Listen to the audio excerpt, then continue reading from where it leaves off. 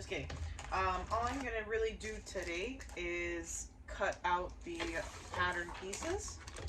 And well, actually, cut out the actual pattern pieces, like not the fabric yet. At least not right now. So you get to kind of follow along. So like I said, I thought it was really cool of them to do the physical pattern pieces, as opposed to, you know, like printing it or whatever. Now that I have a printer, it's not so bad, but before I had the printer replaced, it was kind of a pain in the butt. So this was really cool. I saw that Lynn's Handmade is doing actual physical pattern pieces like this for a lot of her stuff, which was really cool in my opinion. I saw, who was it? Mojo Sue's had put that she had, she was buying some for a friend of hers that doesn't like own any sort of devices or whatever, any sort of like tech, or she has a friend that doesn't have like a printer access and that kind of thing. And I thought it was really cool of her. She like bought a couple or you know, to send to her friend. So I thought it was pretty cool because that's something that I would like to do for some of my friends that are sewers but don't have access like that. So this was really nice. I usually print them out, and then sometimes I laminate them, but I do the janky laminate method where let me cut it like that. I do the janky laminate where I laminate with like packing tape, like the clear packing tape or whatever. I do sometimes do that.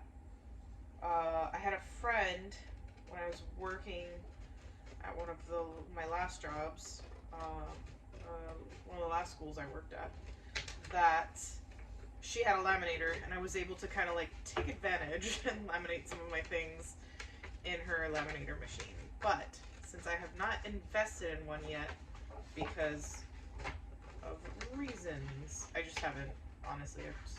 I wanted to get the printer first, and then I figured once I got the laminator, or rather, once I got the printer, I would be able to buy the laminator. I have not done that yet. Granted, I just got the printer. So, like I said, I think that's pretty cool. The setup is terrifying. I usually do, the bags I make are usually the Lynn's Handmade fanny packs. What are they called? Dana packs. The Lynn's Handmade Dana packs are the ones that I usually make. So this is a completely new make for me. And I've done like a couple little pouches here and there, but you know, nothing formal and nothing of this magnitude. At least not the size. Granted, I lie. I did make a bag that was pretty big. I made one of the other Lynn's Handmade. No, was it Lynn's Handmade? Oh my goodness, what's it called? I'll show it to you in a second. But anyway, it's kind of a big bag.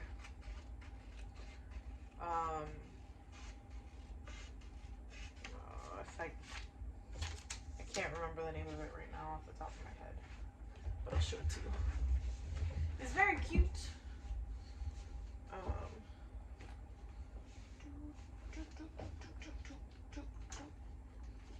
Just have to get it out from under all of these. So this one was actually an attempt I was making at one of the Mormino bags, and then I read the instructions partially, and then I kind of went with it, like ran with it from there. It did not come out as she designed at all, because I was just trying to throw it together as quickly as possible. I don't hate it, but I don't love it. I shouldn't have put this here. You know, but look at that cute little hardware and stuff. It didn't come out horrible. Like I said, it just didn't come out according to plan, which was a bummer. But it's okay. I mean, it's still usable. I just don't really use it. But anyway, this one wasn't the one I was talking about. The one I was talking about is this one. Something crossbody. It was oh my goodness, for the life of me, I can't remember the crossbody. But anyway, I made this, and I used like a ton of different patterns from like all over Etsy. I added that zipper, and then it's got a couple slip pockets. And I made this one at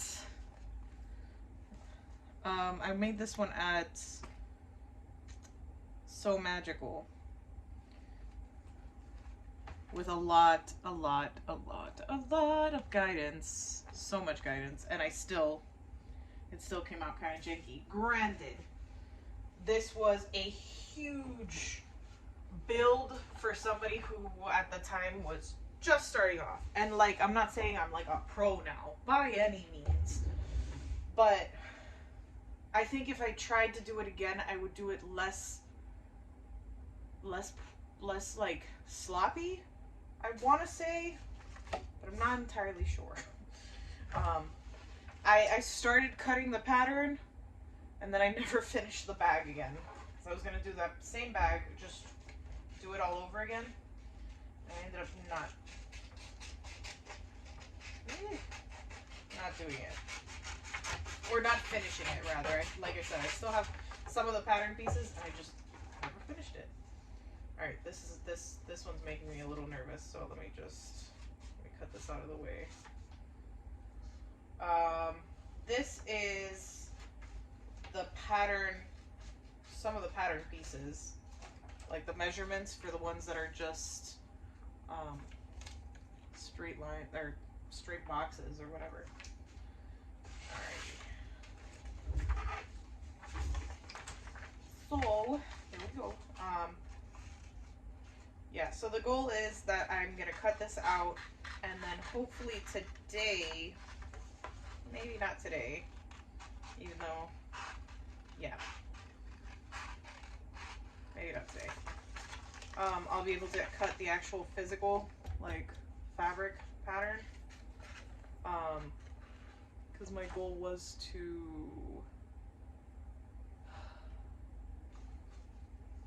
one second. Okay. What was I saying? Think. Okay. Oh, that I would like to do this pattern, would like to do this pattern once, you know,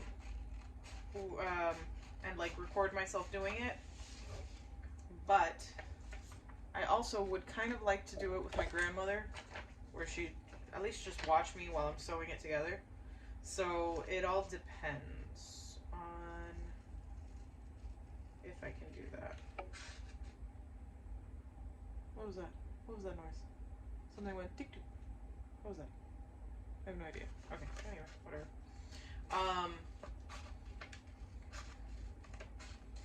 So we'll see. Maybe I'll like time lapse sewing. Yeah, maybe that's something I'll do. I'll time lapse sewing it, and then that way I can record it without you hearing like all the craziness going on at my grandmother's house.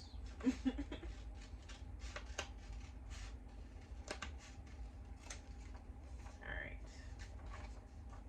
Okay, pattern pieces pulled down. Yeah, I think that's what I'll do. Like I said, we'll see.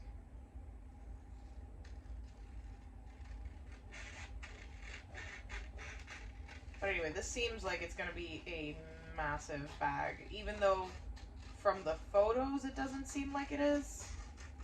But for what I'm used to, it does absolutely seem like it's a massive bag.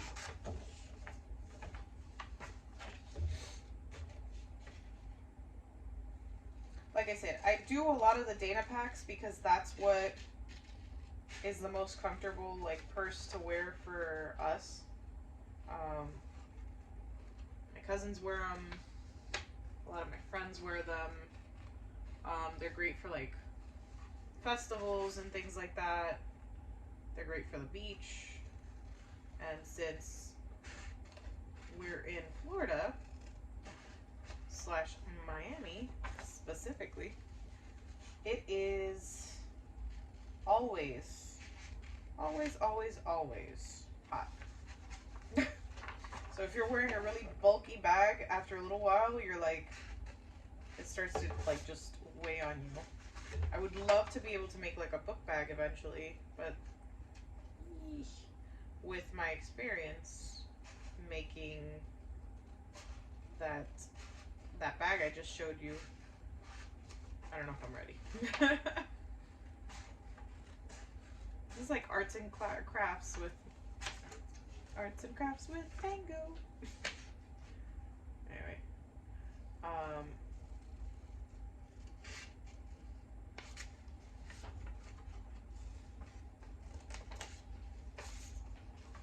that's what this feels like for real.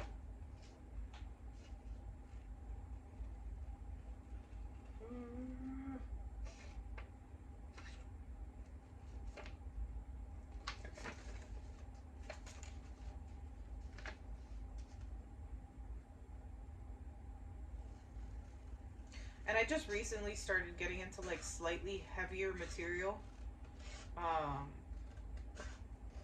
And by slightly heavier, I mean like the vinyls and stuff. Because my machine wasn't really... My machine and my skill level, right, weren't at the right... how do I put it? Like at the right point yet. In order to actually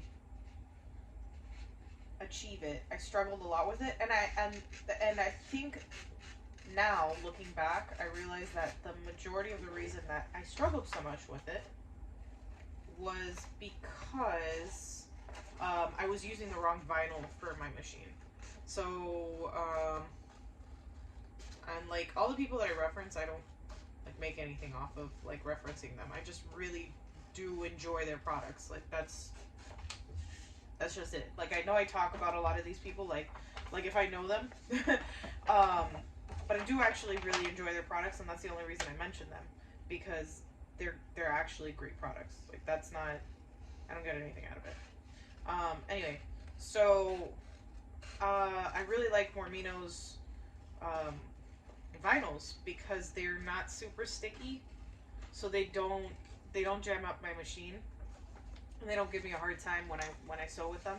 So the first time I like had a pretty comfortable sewing experience with vinyl was with her materials, with her glow in the dark critical rose material. I have it actually just above us.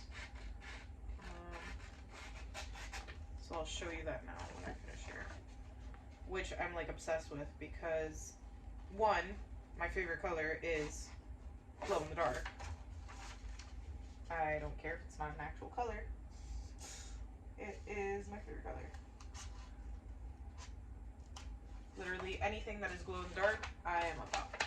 And so when she came out with that, and it was D&D related, I was like, sign me up. I want a lot of it.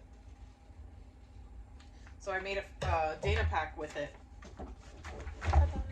I made a data pack with it. Check this out. How cool is that? The coolest. I made a data pack with it, and that's like my everyday carry. That's the bag that I use the most because one, it's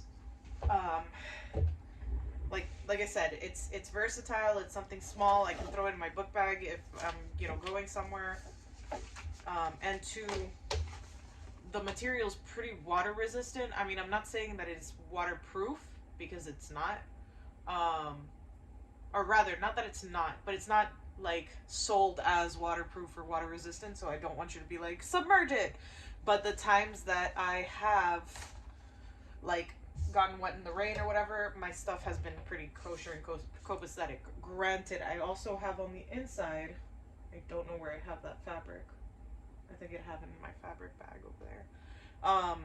On the inside is another one of her fabrics that is Also Critical Rose, but it's a gray.